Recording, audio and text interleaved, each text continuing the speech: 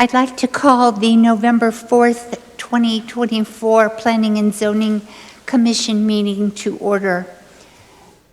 Mr. Bordone, would you please lead us in the pledge?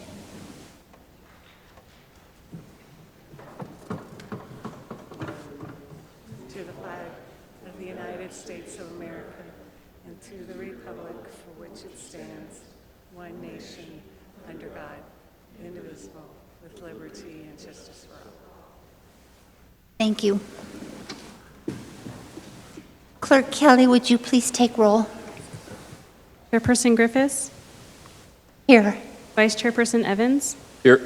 Commissioner Erb, Here. Commissioner Bordon, Here. Commissioner Laney, Commissioner Rutherford. We have a quorum. Thank you. Good evening. My name is Sandy Griffiths, and I'm the chairperson of the Planning and Zoning Commission. I will be presiding over the Commission's deliberations on hearing and action items this evening. The Planning and Zoning Commission sits in an advisory capacity to the Town Council. As such, the Commission reviews planning and zoning issues and forwards recommendations regarding these important issues to the Council. All members are appointed by Town Council and volunteer their time. This evening's proceedings will be conducted as follows. First, I will read the hearing item into the record. Staff will then present the case and their recommendations to the Commission. The Commission will then ask staff of any questions. The floor will be open to comments from the public regarding the hearing item. If you wish to speak during a call to the public or on a public hearing or action item, please pre-register your name with the clerk prior to the commencement of the meeting or any time prior to the meeting on the Town of Prescott Valley website. When you are recognized by the clerk, please come to the microphone and state your name and address for the record. After all pre-registered speaker comments, the chair may call for any additional non-registered speakers wishing to speak to the podium. The speaker will state their name for registration by the clerk at the podium and will begin their comment when directed by the chair. I ask that you direct your pertinent comments to the Commission through the chairperson and not to staff or individuals within the audience. A 3-minute time limit will be imposed. After public comment has been closed, the item will then return first to staff, if needed, then to the Commission for comments and/or a motion and vote.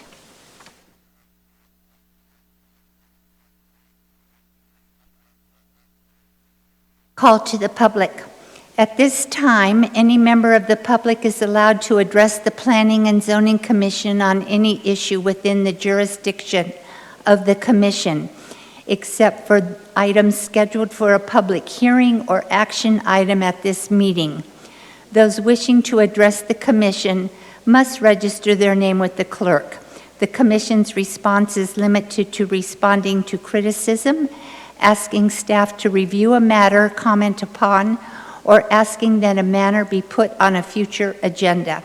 Such remarks shall be limited to 3 minutes unless additional time is granted by the chairperson. Ms. Kelly, do we have any public comment? Yes, Chair, we have Robert Ogden. I'll go ahead and pass.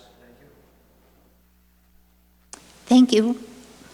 Nice to have you here, sir.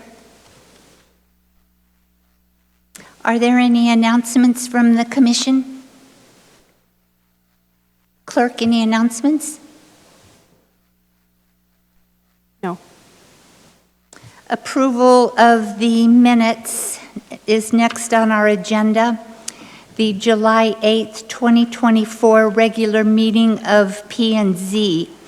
Are there any changes and/or a motion and approval from the Commission? I make a motion to approve the minutes July 8th, 2024. Thank you, Commissioner Erb. Do we have a second? Thank you, Sandra Laney. By voice vote, all of those in favor? Aye. Aye. Any nay? Approval of the minutes from the September 5th, 2024 joint session meeting with Planning and Zoning and Town Council. Are there any changes and/or a motion for approval? I move we approve the minutes of September 5th. Second. Thank you, Vice Chair Evans, and Commissioner Erb made the second. Voice vote, all of those in favor? Aye. Any nay? Thank you. I will now open the public hearing item ZOA 24-001, consideration and possible action to approve Town Council Chapter 13 zoning update. Making the presentation is Ms. Donna Kennedy, Director of Development Services. Thank you, Chairman Griffiths. Good evening, Commissioners, Vice Chair Evans, and Commissioners. Frank and I, as you can see, he's on the Zoom meeting with us, but we are both here today to present to you and to get your input and recommendation to Town Council on the zoning code update, Chapter 13. As you may be aware, this code was originated in 1978. We've had minor updates to it, but this is really the first major update that we're having, really looking at many of the elements that are in the code, bringing them up to best practices for development. First of all, I'd like to thank all the departments that helped us. It was a very collaborative effort. We've had neighborhood services, code enforcement. We've had the town manager's office, public works, the town engineer, and of course, development services with our planners. We've been going on for about a year with this, looking at different items for the public safety, health, and wellness of the development code or zoning code. So what we've done in the past year, we've had 2 joint session meetings. As you well know, you participated, the Planning and Zoning Commission with Town Council. We've posted this online. We've gotten feedback from our clients, from the community, and also from our business leaders about the code. Many of the comments we got, we've incorporated into the code, but others, we will be coming back in early 26 with design guidelines for commercial and residential. So some of those are more applicable to go into that design guidelines. Our next steps for this, we have our first read at the council hearing November 14th, and then another hearing on December 11th for this. And both at the Planning and Zoning Commission here tonight and at council, if there's any input where we're going to be adding or deleting, we ask that there be a motion to do so individually. Let's say something where you want to change or want to make a recommendation, there'll be one motion for that. If another commissioner wants to change or we discuss that something else needs to be added, it has to be a motion for that. This is for all of us so that it's documented so we don't miss anything at the final end. So we're on to our committee and also our department. We look to 2 guidelines that are 2 documents that help us as a roadmap moving forward, and one is the Vision 2024. We look for the safety for our neighborhoods and our environment. What does this look like with the infrastructure that we have? What does new development bring with that? Housing, what type of products are coming in and where they're going? The connectivity to all our land uses, whether it be parks, industrial, residential, trails. There's some guidelines for our trails on that. Our recreational space, you know, what does that look like? That recreational space really is it's a amenity to our community, just not only for the town, but for our property owners. How do we go about orchestrating where those are? Our community engagement areas, our place-making opportunities. So when each project comes through, we look at it holistically. We don't look at it just for a site. We look to our zoning code, but what does our zoning code say about these elements? So we have either, you see here on this slide, we've got new renderings to our code. Our current code, it's been around for so long that when we duplicate the code, it's all blurred. So we've got new up-to-date best practices renderings of what expectations are. Next slide. The general plan is also a guiding principle for us. It states in there specifically that we have to update our standards as needed. we believe today our department, there's many antiquated sections where we go in and interpretations are needed. We have other best practices that we're using out on the field. How do we marry the two? So we're updating the standards, whether it be landscaping, the building design, parking, signage, site planning, it's all considerations. This will improve the livability for our residents. Having these areas in new neighborhoods, even redevelopment areas, you'll notice changes, and it's not only for today, but for future development. So the zoning code has many elements to it. I've listed a few of them here on the slide, whether it's the land uses, whether it's fences and definitions and interpretations. We hired Frank Cassidy. He's our land use attorney and the consultant on the project. So we look at how these all interrelate, what they do as standalone, and we make sure that there's a good way in our code that we can go to a chapter and really look and find what we need in a simplified manner.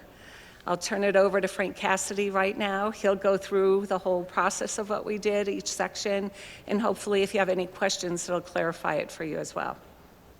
It's all yours, Frank. Thank you. Can you hear me okay? Yes. Okay.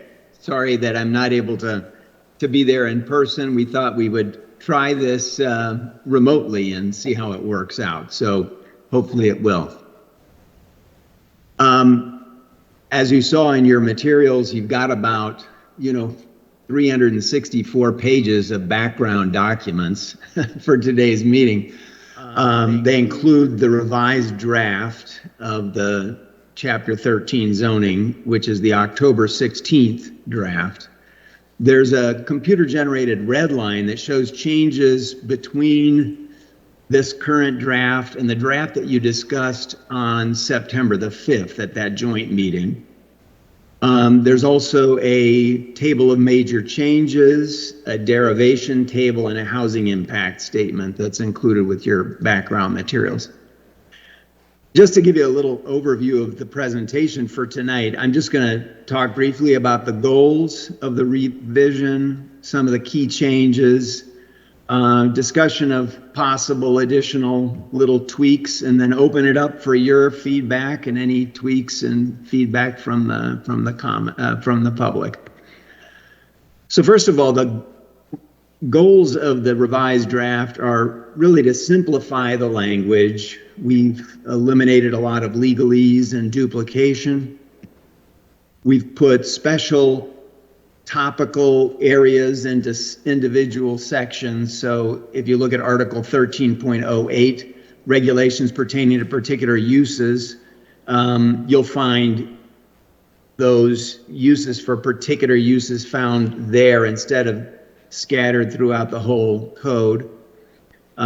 We've clarified some of the zoning district designations. The residential designations also have density designations. We've identified and resolved some conflicting language in the code, and we've tried to pursue some attainable housing goals that the Attainable Housing Task Force had discussed with the council last year. Some of these slides are repetitive for you, but just to give an overview, we did rename a few of the zoning districts just so that we would eliminate numbers from the zoning district designations because there are numbers in the density designations. We didn't want there to be any confusion between a density designation and the actual zoning district designation.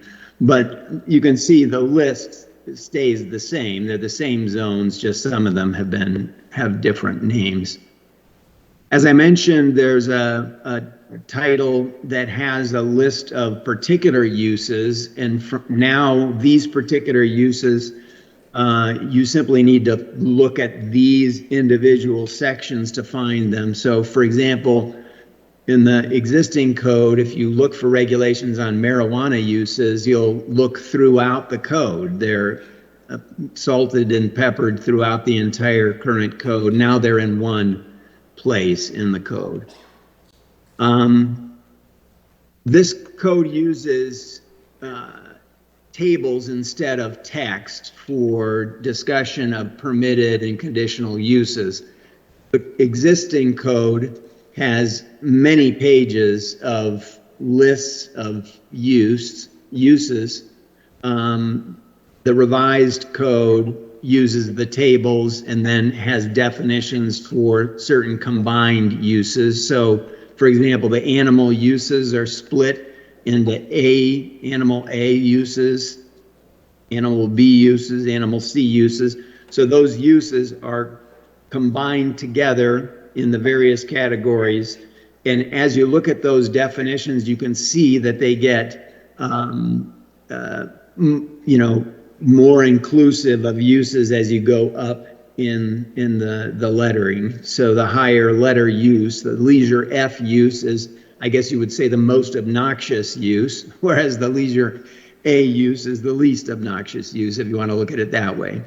Some of the key changes right now in the current code, multifamily housing is allowed in the C1, C2, and C3 zone. Only 25% on the first story of a one-story commercial building, and then in the upper floors of multi-story commercial buildings.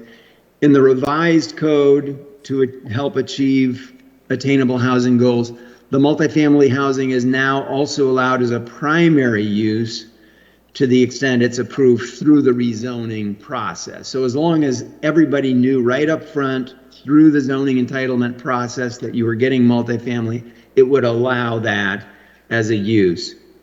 Also with respect to multifamily housing, based on feedback from the September 5th meeting, we eliminated the 50 square feet per unit storage requirement for apartments.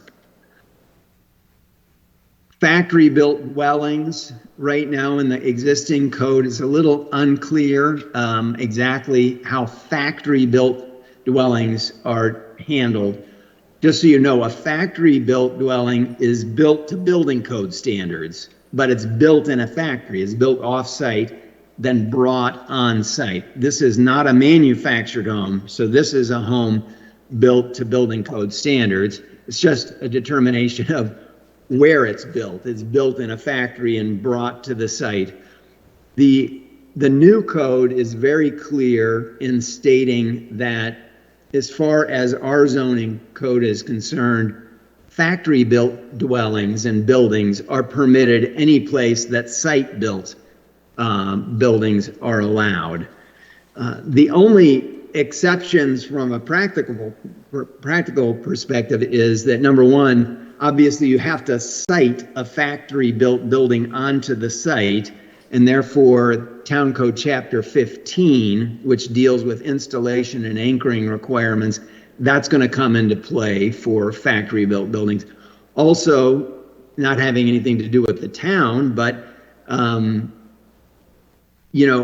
every use has to comply with covenants, conditions, and restrictions, CC&Rs, if you will, private restrictions, and many private restrictions do prohibit factory-built buildings. And of course, there's nothing the town can do about that, but I wanted to bring it to your attention that even though our code will allow these wherever site-built buildings are allowed, other requirements are going to come into play.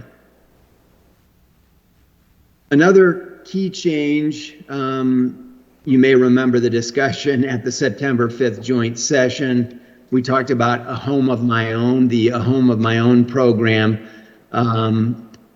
Yavapai County has come up with pre-approved plans for basically affordable homes. You don't have to hire an architect anymore. You could just use one of these pre-approved plans. But when we looked at where this program could be actually implemented in the town of Prescott Valley, we realized that the most affordable lots were actually in the R1MH zone, which is now going to be the MH zone. And that zone only allows for manufactured housing. So one of the changes to allow these home of my own homes to be built, and frankly, other site-built homes, is that we now, in the new code, will allow site-built housing in the MH zone.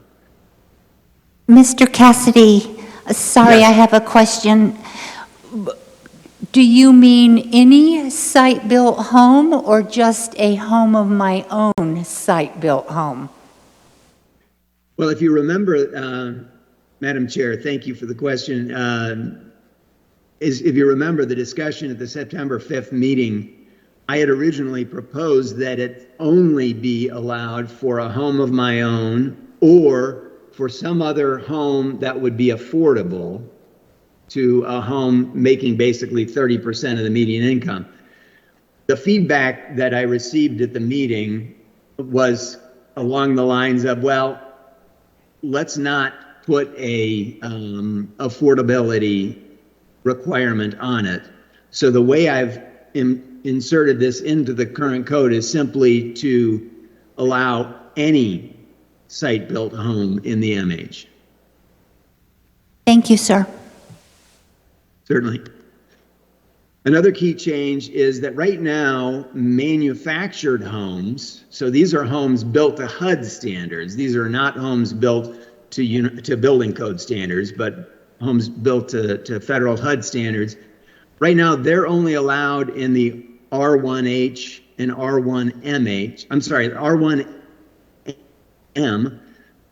mixed use zone basically, and the R1MH zone. And manufactured home parks are allowed by use permit in C1, C2, and C3.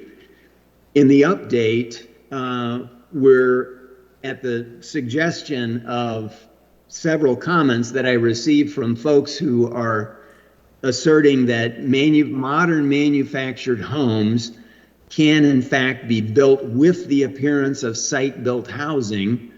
Based on that feedback and based on some discussions with staff, the revised code would allow manufactured homes with the appearance of site-built housing in the RU, RL, or RS districts if they are approved as part of a rezoning case. So if everybody understood right from the beginning, right from the get-go, that this was going to be for mobile, for manufactured housing, then the current draft of the code would allow that. And the same approach is also taken with manufactured home parks, that as part of a rezoning case that takes a rezoning to RM, which is the mixed housing residential, or the MH zones, you could also now, under the revised code, get manufactured home parks in those districts. Another key change is that right now in your current code, you have something called a use permit. And the use permit goes to, right now, the Board of Adjustment and then to council on appeal. We've now split these into two different kinds of permits. One is the special use permit and the other is a conditional use permit. In your current code, there are certain uses, especially, for example, telecom, which even though it says it uses a use permit process, it says those uses must be approved by the town council. So as a practical matter, even in your current code, it's a slightly different process for telecom. In the revised code, we've just simply called that something else. We now call it a special use permit. And a special use permit is a kind of use that requires a recommendation from the commission and then action by the council. It's not going to rise to the same level as a rezoning case necessarily, but it will have a public hearing in front of the commission and it will have a public hearing in front of the council for these uses. And again, the telecom uses are included in there, but we've now expanded it to also apply to utility scale solar. So if somebody came to town and said they wanted to bring a solar farm to town, that requires a special use permit. Wind turbines, you don't currently have any regulations in your existing code for wind turbines, but in the revised code, we've inserted wind turbines, but we've said they need to have a special use permit. They have to go through that full process. Now, lesser uses, uses that require a conditional use permit, are now going to be handled differently in the revised code. The way they would work is the zoning administrator would send out notice to people within 300 feet, give an opportunity for objections, and the zoning administrator would make a decision on conditional uses. Then if anyone who has an interest in the case wants to appeal that, so an immediate neighbor, for example, or even a council member wants to appeal that, the appeal goes to the council. So it starts out with an administrative decision, and then that gets appealed to council. That's the CUP process. There's a third process that's been added in this code, and it's called conditional uses upon annexation or diminution claim. This only applies to those two circumstances, annexations and diminutions. The reason for having this process is that county zoning is not identical to town zoning. When somebody wants to be annexed into the town, one of the things they often lose, for example, is the agricultural exemption in the county. Counties have no authority to zone agricultural uses. So in the county, they have an agricultural exemption. It's a hurdle for someone sometimes to be brought into the town because they have uses in the county that we don't necessarily allow. This would allow, upon annexation, would allow the council to permit a use that was permitted in the county, would allow that to be carried over into the town. And then the second situation where it applies is if somebody files what's called a diminution claim.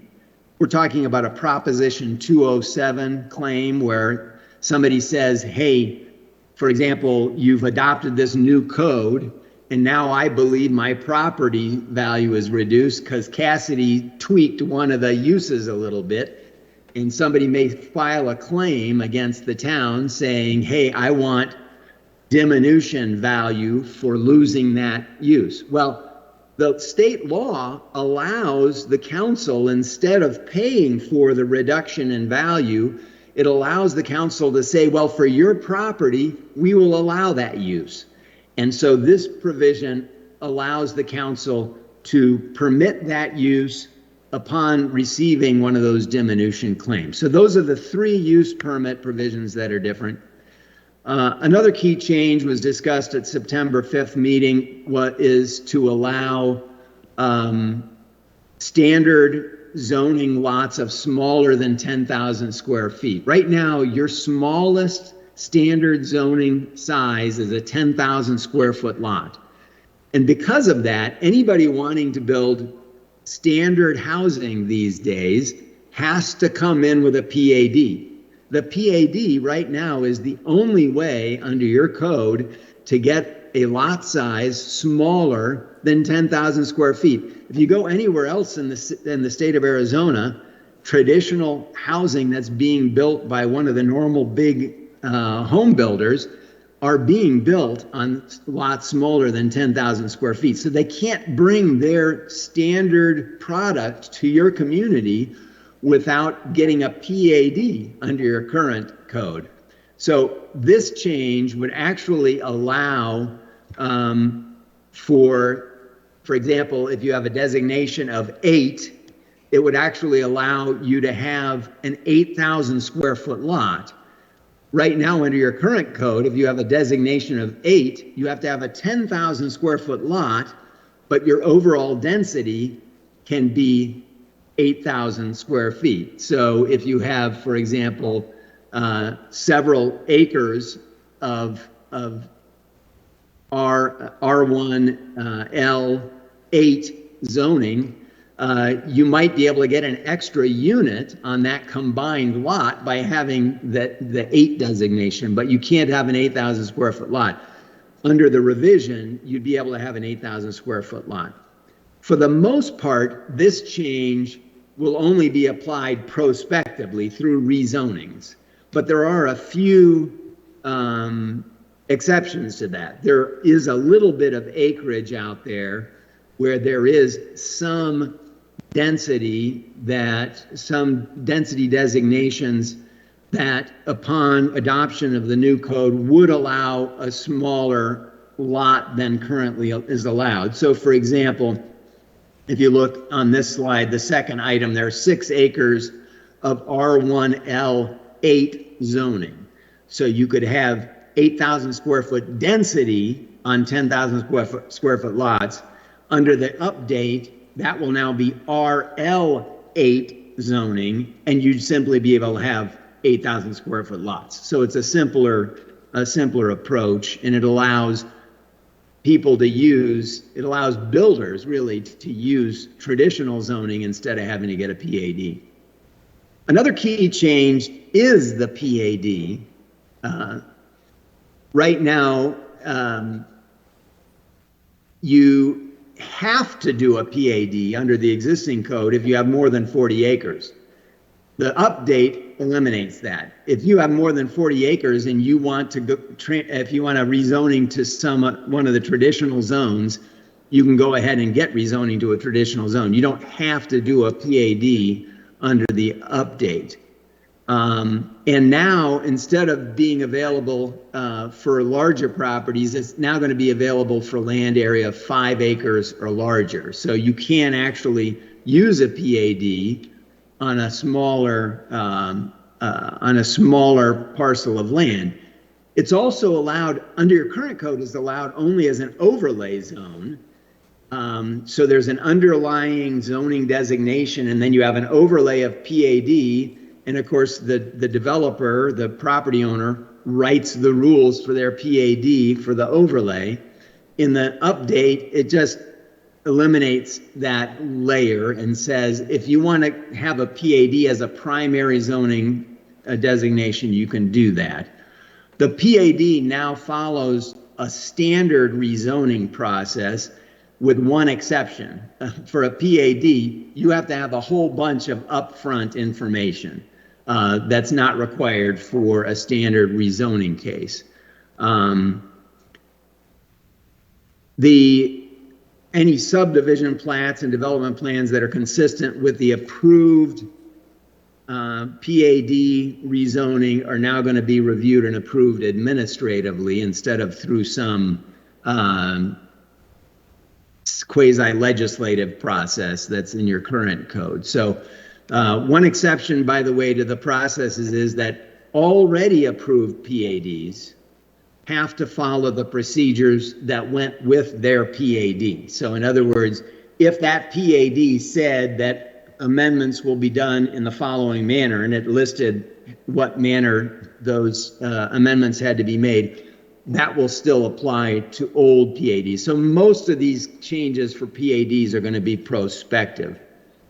Another key change, and this has a lot to do with a lot of the feedback that we got about the rezoning process, where we heard that people would make promises through the rezoning process, but once they got their zoning, they would do something that didn't look like what they were showing you in the zoning process.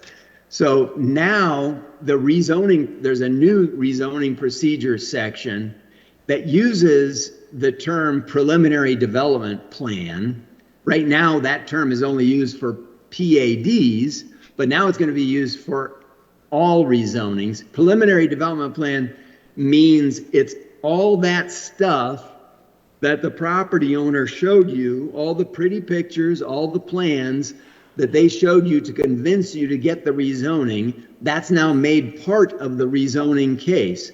So if they said they were going to do a certain product, that becomes a condition, a standard condition of the rezoning unless the council expressly says it's not a condition of rezoning. In other words, the council can overrule that general requirement, but the general rule now is if you want a rezoning, you tell us exactly how you want your property rezoned, and you must comply with that. So the point of this really is to deter speculative rezonings. We want people to come in who have an actual plan for their rezoning and not to do a rezoning based on speculation.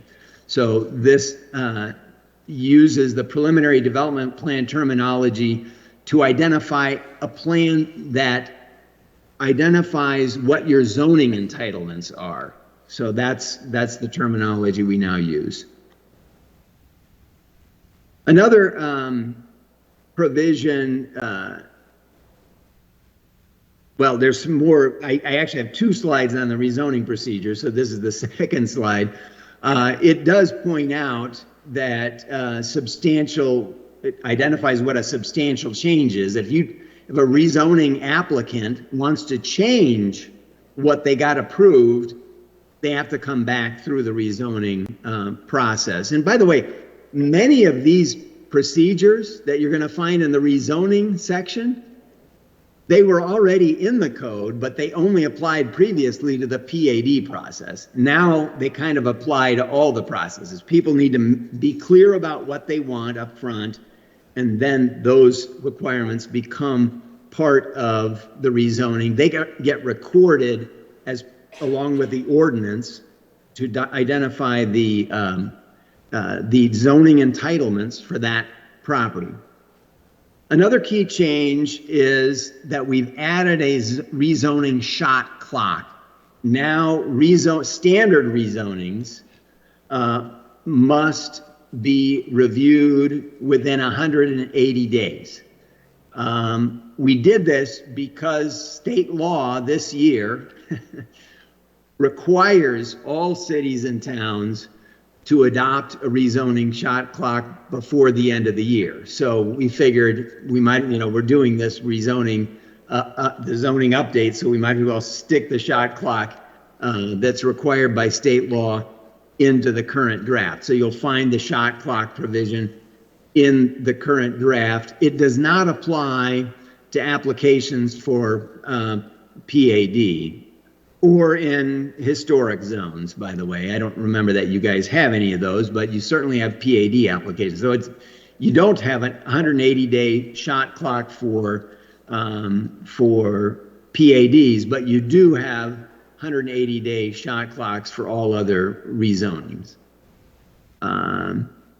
One temporary change that I had to make, I had pulled the land split section out of chapter 13, if you remember, because we're going to deal with that in chapter 14, the subdivision code. But the timing for the 2 chapters is not the same. In other words, we're not ready to bring chapter 14 forward yet.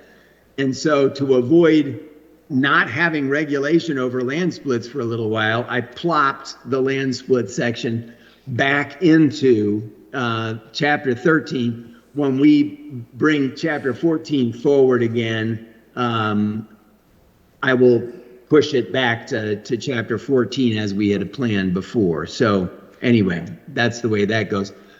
And we don't stop thinking about things. I hate to say it, I know it drives people crazy, but we don't stop thinking about things just because we do a new draft. So there are still things that we're going to plan to tweak between now and when we go to the council. One of those tweaks, some of them are listed here, but so one of them is going to say that if you went through the rezoning process and your preliminary development plan said that you wanted to do a conditional use, for example, a use that's listed only as a conditional use, the rezoning is enough for you to get that use. You don't have to immediately after your rezoning case start over again with a conditional use process.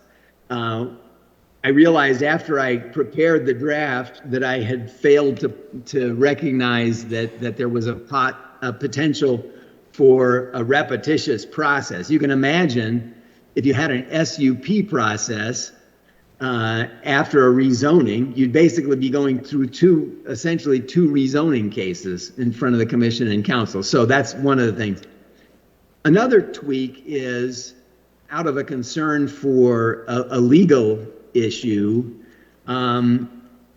We are considering making any use that's allowed only as part of a rezoning case, instead of saying that it only is allowed as part of a rezoning case, that it can also be allowed as an SUP use. So it's either through the rezoning process or through the process that has to go to the commission and council, that special use permit process. The third bullet point of tweaks has to do with engineering things.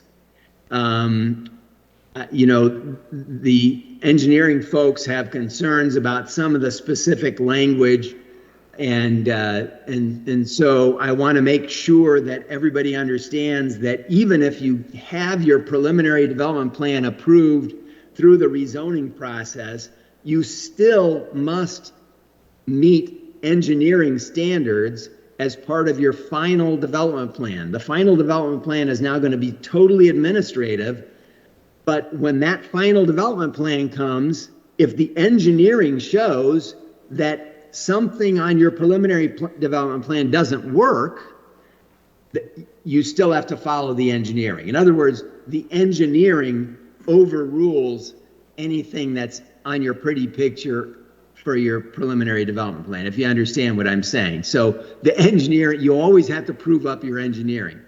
And the reason for this is kind of simple.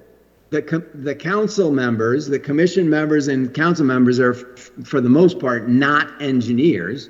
So when they approve the preliminary development plan, the pretty picture saying, oh yeah, I like that zoning concept, I'm going to give you that zoning entitlement, they're not thinking about the turning radius for some big truck. You see what I'm saying? I mean, the engineering is going to make sure that the truck that you want to park on this site is going to actually be able to make the turn. So anyway, so the engineering is going to come into play. So there will be several tweaks with engineering language.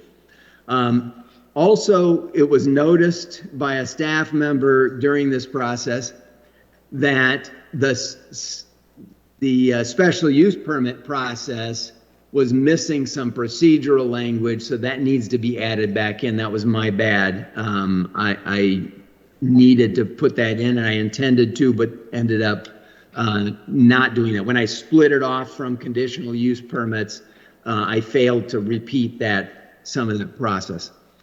The final piece that we've recently gotten feedback on that we're okay with, that we're certainly talking about, is to clarify the clinic definition so that we make sure that it includes all aspects of ambulatory care.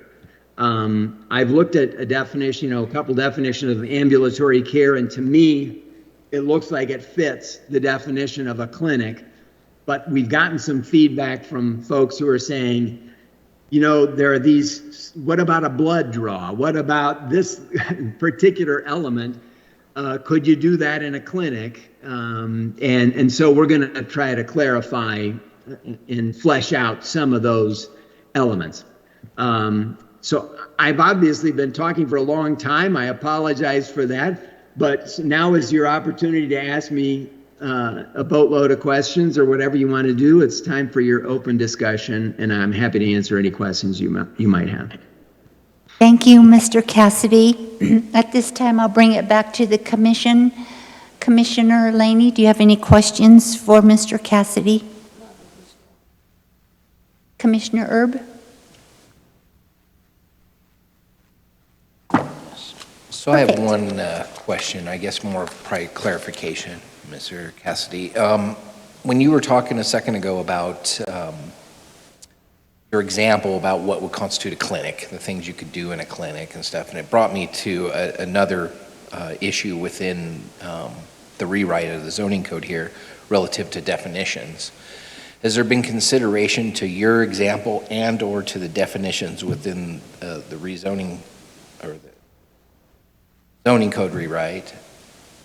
Which one of those we may draw inference to the building code, let's say, for that definition? So there's no confusion between what we reference or define within the zoning code relative to maybe what the building code may call a clinic or an ambulatory care facility or something to that effect, as the example. Well, unfortunately, there are conflicts. I'm sorry, Madam Chair and Commissioner, I apologize. I'm not, since I'm not there, I'm not actually following the normal procedure. I apologize for that. But anyway, as you know, the building code does have its own definitions, and those are typically set by a national panel, and their standard definitions, and of course they're designed for building code purposes. And you could in fact have conflicts between the zoning definition and the building code definition. I have not attempted to make any tweaks to the zoning code to try to make them the same as the building code, because in my experience, trying to do that just makes everybody crazy, because I can't figure out, I'm not a building code professional, and every time I try to figure out occupancy requirements and door sizes for different kinds of uses, I seem to get myself in trouble. So I sort of leave that to the building officials, and maybe if there's a building official in the audience, they might be able to expand on that, but I did not attempt to make them the same. Thank you, Mr. Cassidy. Commissioner Rutherford, do you have any questions of Mr. Cassidy?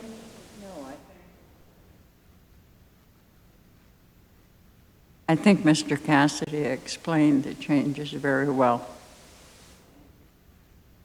Commissioner Bourdon? I don't really have any questions. I'm just, my general comment is you've done, Mr. Cassidy and the staff have done a great job in rewriting a code in its entirety generally. I think it's been simplified. You've met the goals that you set. I kind of like that you set goals and said, here's the goals we're going to try to accomplish during this rewrite. I like the compilation of the special uses. Yes, they were mixed through there. And I don't have any really issues with the tweaks you've gone over. You've explained them quite well, and I'm glad you caught the one of having engineering, override any preliminary development plans, because that will eliminate arguments with people about, hey, you approved a preliminary development plan, and you get to, the town can say, I'm sorry, we may have approved it and gone through the process, but it doesn't work, so you have to make it work. So I think that's very good, and the tweaks you've done, at least from my standpoint, I haven't heard anything that causes me some concern, but I just wanted to compliment you all, Mr. Cassidy, staff, everybody. It's quite an accomplishment, quite frankly, so thank you. Thank you, sir. Vice Chair Evans? Just very briefly, and as Commissioner Bourdon said, this is a Herculean effort when you look at it. Just the granularity and the density must have, driven everybody crazy at times, and I greatly appreciate that. Frank, thank you for your leadership on it, but it's just astounding to me. It looks like a kind of a simple document, but having dealt with contracts for 40 years, this thing's a beast, and thank you all very much. I had a couple of quick questions, but you dealt with it in your presentation. And to prove I read this, I found a typo on 65, but I'll pass that along separately. Thanks. Thank you, Vice Chair. Mr. Cassidy, my hat is off to you, my friend, and the town staff for, as the other commissioners said, this is a heavy lift, and I'm quite proud and pleased how it turned out. I'm especially happy with removing a lot of the redundancy that made me crazy. And I appreciate the attainable housing goal that was added in. It's quite wonderful to have that in this. I have one question on the development of a zoning case where now they come before us and show us what they're going to build. They bring all of their, as you called, their pretty pictures in their buildings and show us what they're going to do. Now let's say, what if that project doesn't move forward? We've approved something that is not going to be built.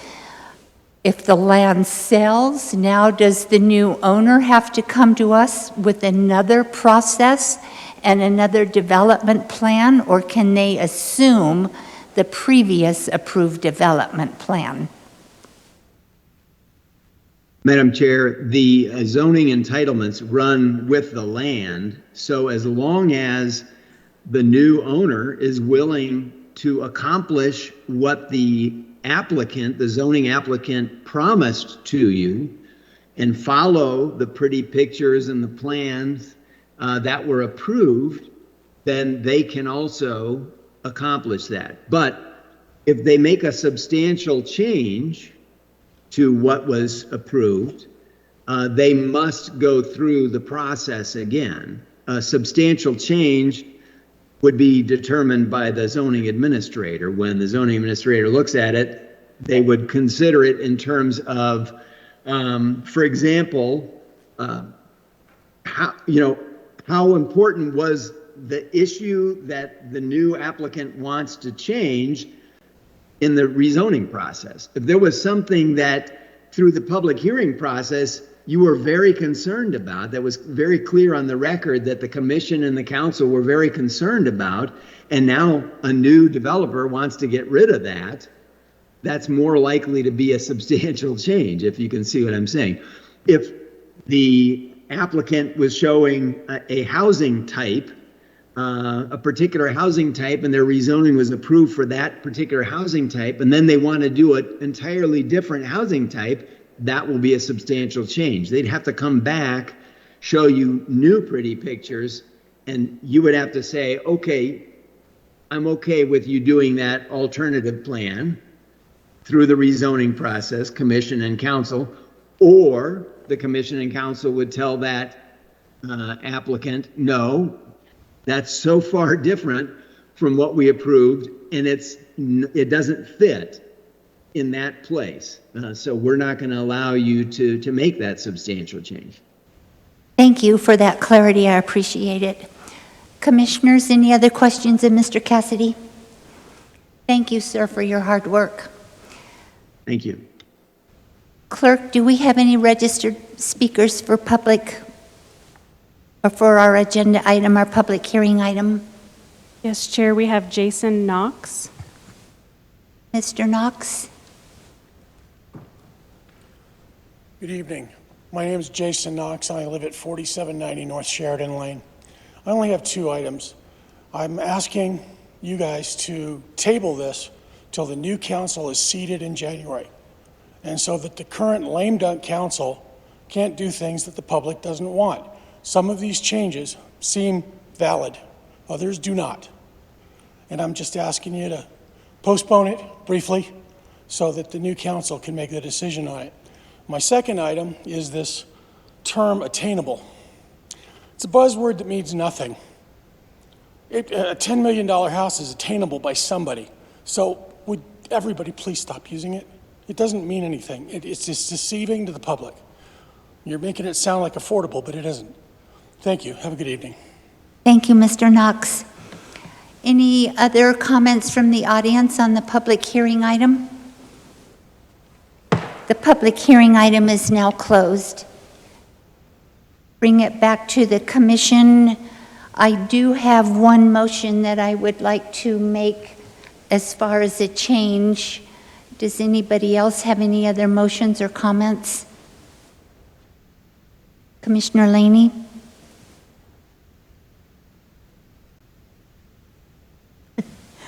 My concern is, and I don't see it here, or maybe I've missed it, but if somebody gets approval for a PAD, and it is in phases, and it goes on for 20 years, how can we make a change that cannot be applicable for 20 years because everything changes so much?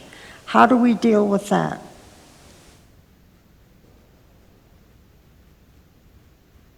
Mr. Cassidy? If I understand the question correctly, it's if there's a rezoning that's in place for 20 years, how can you go back and change it if somebody comes forward with something different? I'm not sure if that's the question, but the general answer is that a person's entitlements, a property owner's entitlements, don't actually fully vest until they construct the use. So in order to fully vest your rights, for example, to a high density development or a commercial building that was approved through a rezoning process, you actually have to build that use. And once that use is built and is in place, then those rights are vested and you wouldn't be able to change them after 20 years. But if there's simply a zoning entitlement and there's no construction on the property, and 20 years later somebody comes back and says, well, there's this old zoning entitlement, but it had these pretty pictures that I'm just not willing to develop in compliance with, so please let me change it. You can, in fact, make them go through the rezoning process again to get the revised preliminary development plan approved. Commissioner Laney? That isn't exactly what I had in mind. Let's take, for example, Granville. It was approved 20 years ago, and it's just now finally in its last phase. We also have Lakeshore 650, which is supposed to build out in 35 years. And obviously it's done in phases. Is there any way in the zoning that they have a time limit that they have to start a phase or they lose the zoning? Yes, and the revision to the zoning code recognizes the state law on that subject. State law does allow for a rezoning to be approved subject to a time frame of development. But what state law doesn't allow is for the rezoning entitlement to be automatically removed. What state law says is that after the time limit in question, the rezoning can be brought back to the council, and the council at that point can decide whether to extend the time limit or whether to take the property back to its pre-existing zoning. And there's a hearing process that accompanies that process. So what you're saying is there must be a time limit on each development and each PD that we approve. Madam Chair and Commissioner Rutherford, I don't say that you have to have a condition, a time condition, but if you want there to be a time condition, you must impose it at the time of rezoning. That's what I'm saying. And so if it is imposed at the time of rezoning, state law does allow the town to enforce that. However, it can't be automatically enforced. It has to go back to the council at the end of the time frame. That's the only catch. Thank you very much. Any other questions? I do want to make a proposed motion for a change to the zoning, and it has to do with page 27. And Mr. Cassidy, we talked about this. I brought it to your attention. Page 27B, the current chapter says model homes may not be operated as a branch real estate office, and no more than 4 people may be assigned or stationed on a continuous basis in any one home. Mr. Cassidy, when I brought this to your attention, you agreed, and you said I had a point regarding this change, and your recommendation was that paragraph 5B should be modified to say, model homes may be used as a real estate office, but no more than 4 people may be assigned or stationed on a continuous basis in any one home. That's correct, sir? Yes, Chair, can I ask that's that clear. you tell us where that is again before? It's on page 27, page 13-27, Thank you. 5B. Okay.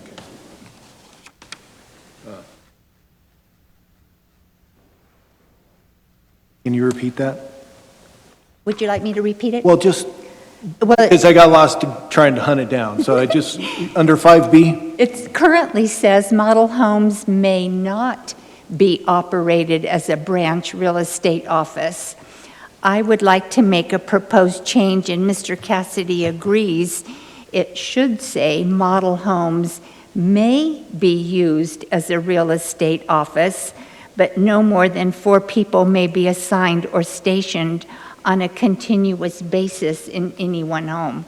Sounds to me like that should have said that anyway. I agree. Okay. Yes. I just wanted to make sure we were going to the right section. Thank you. You're very welcome. Now, I need a motion and a second on my proposed. Thought you made a motion. I just brought it forward. I did make a motion. You made a motion. Thank you. I I'll need to second second it. it. Thank you.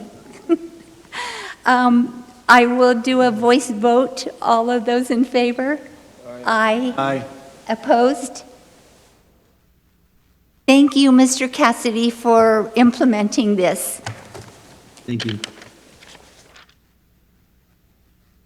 So, So Chair, yes, Mr. Commissioner Bordone, would you like to make a motion? I think it's at the point in time, I'll make a motion to approve and forward to the town council the revised town code chapter 13 for zoning.